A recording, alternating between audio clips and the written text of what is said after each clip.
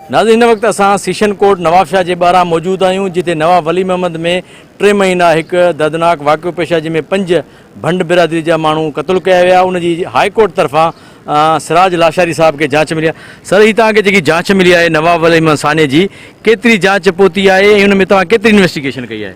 जांच almost complete आहे। बसि हिन में सिर्फ़ु आहे त जेके एब्सकॉन्डिंग अक्यूज़ आहिनि, जेके रूपोश आहिनि, उन्हनि जी गिरफ़्तारी ऐं उन्हनि जे वेपन हथु करणा आहिनि।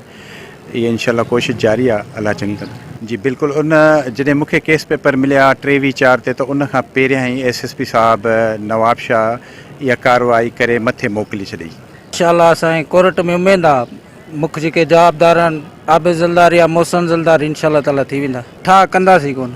अच्छा, जेसीं गिरफ़्तारियूं ॾियनि ई नथा, ठा कहिड़ो आहे उन्हनि सां।